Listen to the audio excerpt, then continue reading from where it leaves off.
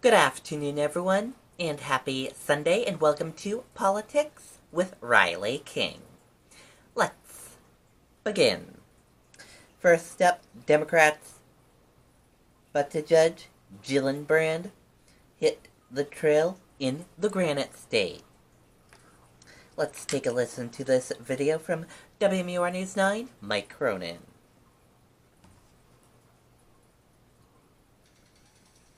Now this is a seamless transition. The 2019 Nissan Sentra. The tech you'd expect at a price you wouldn't. Experience Sentra today. Shop ChooseNissan.com. Mayor Pete Buttigieg is introducing himself to Granite Staters. It's not just about one office, it's about what kind of country we want to be for the future. In his first trip to New Hampshire since announcing a presidential exploratory committee, he drew a standing room only crowd at Tucker Lodge in Raymond. You can also tell just from this room that voters who are most dialed in the process, they're going to really learn about their options, all their options. And as part of that conversation, I do think we'll get a fair shake. Buttigieg appreciates being the newcomer and the underdog. The mayor of South Bend, Indiana, is 37 years old. He would be the first openly gay presidential nominee of a major political party. Buttigieg is a veteran. He's Harvard educated and a Rhodes Scholar. Why should voters consider a 37-year-old mayor from the Midwest? Well, because I think I have experience that is relevant as a government executive. Matter of fact, I got more years of government experience than the president. Oh, it is a cat. Henry, you're right. It's a cat. That's New York Senator Kirsten Gillibrand is getting help on the campaign trail from her son. That's super fun. And we'll see how Henry does. So far, he likes it. He likes people. She continued her weekend visit in downtown Exeter on Saturday, stopping by a bookstore, toy shop, and a cafe. I find New Hampshire voters to be sincere, to be honest, to be direct.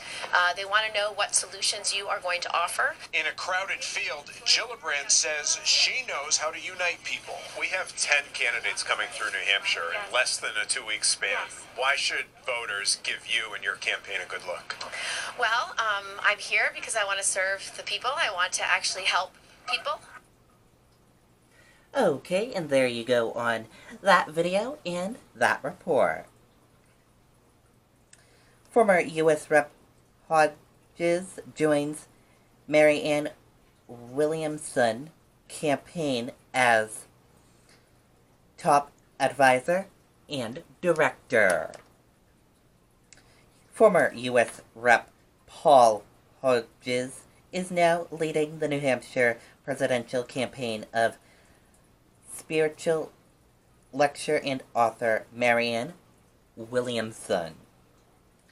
As we reported on Twitter earlier Saturday, Hodges will serve as senior campaign advisor and New Hampshire state director for Williamson's presidential campaign. Hodges served 2 terms in the U.S. House, elected in 2006 and re-elected in 2008 when he was a campaign co-chair for future President Barack Obama. Hodges was defeated in a U.S. Senate bid in 2010, but remains an influential Democrat and hosts a radio program. Gillibrand visits voters' businesses in New Hampshire. Let's take a listen to this video. Pushed out the door when it matters most. For more than a decade, he's been right there, everywhere. And when American jobs are on the line, he leads the charge. ABC's World News Tonight with David Muir is America's most watched newscast, and we thank you.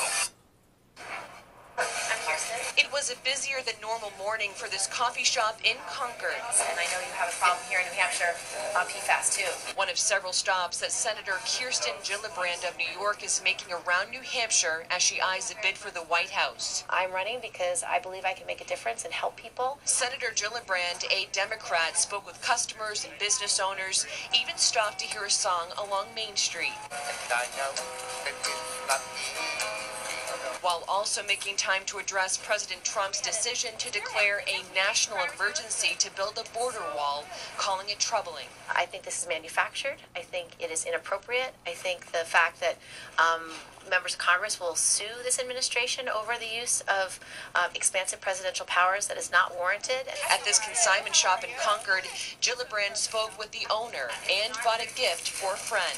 Who else gets to do this? You know? I mean, you get to actually talk to them, ask a question. Once the senator wrapped up in Concord, it was on to Dover to spend some time in a well-known bakery called Harvey's. It's always exciting to have them come to Harvey's and they get to interact with the customers. Harvey's has been in Pam Simpson's family for decades, and she says seeing the candidates never gets old.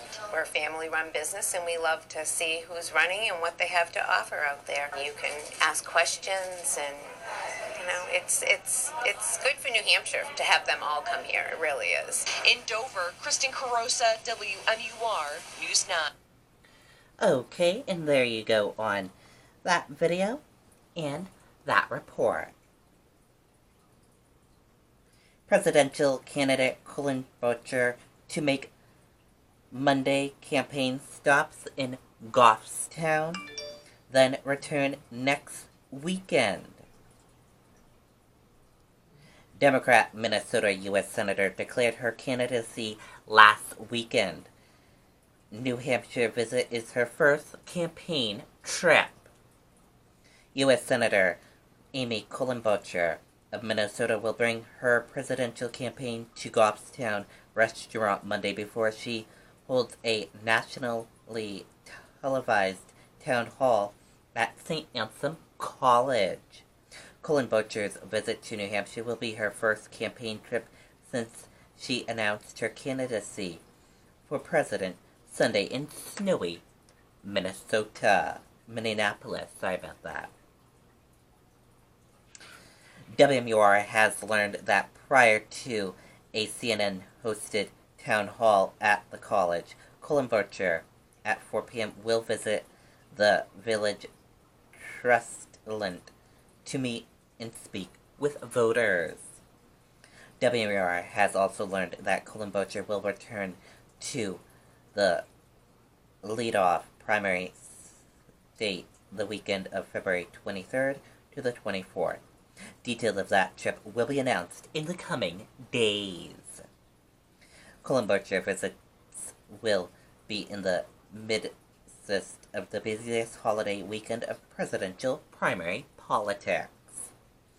In her announcement Sunday, the three-term senator said, "For too long, leaders in Washington have sat on the sidelines while others try to figure out what to do about our changing economy and its impact on our lives, what to do about the disruptive nature of new technologies, income inequality, and political and geographic divides, and changing climate and turmoil in our world.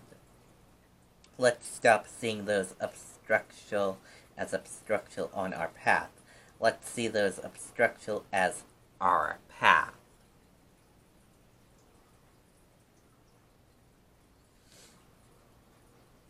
Republican William Weld announced launch a presidential exploratory committee.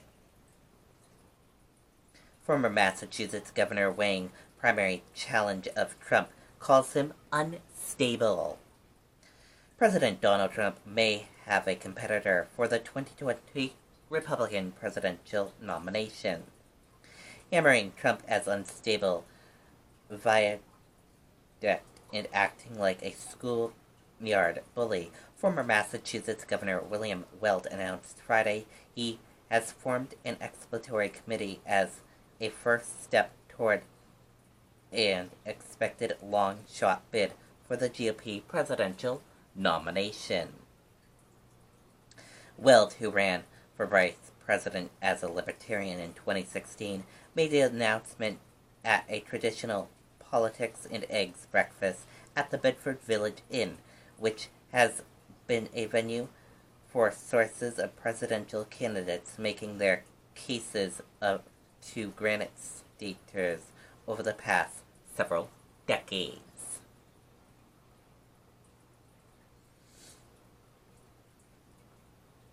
Bill and Melinda Gates call for innovation, reboot nationalism. Let's take a listen to this video.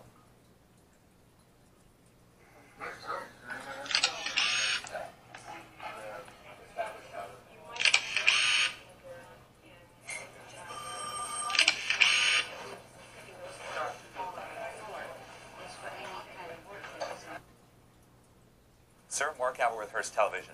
We met Bill Gates in a New York City hotel room shortly after the release of an annual letter from him and his wife Melinda. The couple begins by praising the record number of women running for office. I immediately thought back to last week's State of the Union, and there was that iconic shot of the freshman congresswomen all in white, some raising their hands and cheering. What did you think when you saw that? Well, I think it's fantastic that more women are coming into politics. You know, they're definitely, you know, democracy is supposed to be self-correcting. So if it gets too far, you know, one direction, then, you know, it's supposed to come back. The couple also writes, quote, "We consider global engagement our patriotic duty.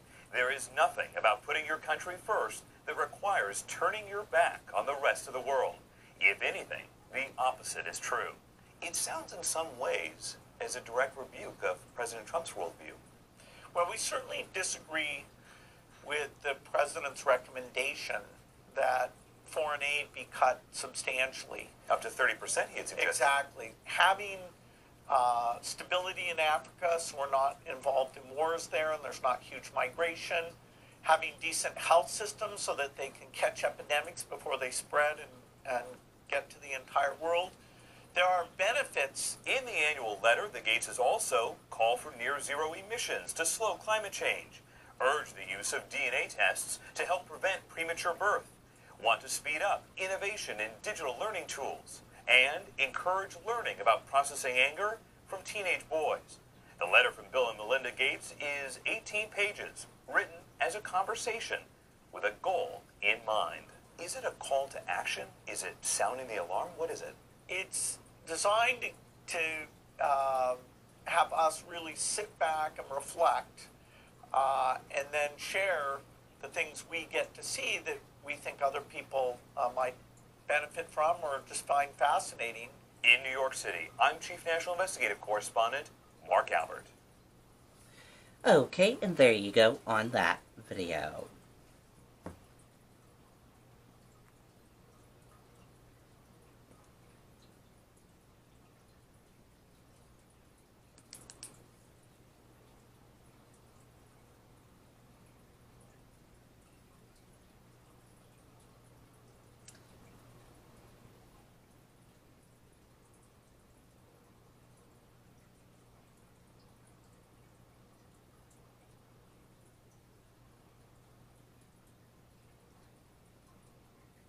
Okay, it looks like we're having a little technical difficulty with our next article. Hopefully it will load. Or not.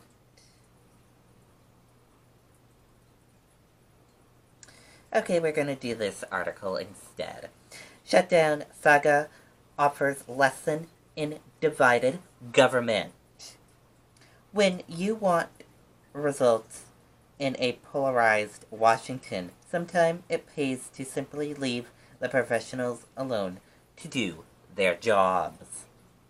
That seems to especially be the case now in an era in which liberal House Democrats are sharing power in Washington with a GOP-led Senate and President Donald Trump. And that is for this edition of Politics with Riley King. I hope you all enjoyed this Sunday edition of Politics with Riley King. I'll see you back here next Sunday for another edition of Politics with Riley King. Have a great rest of your Sunday afternoon. Goodbye, everyone.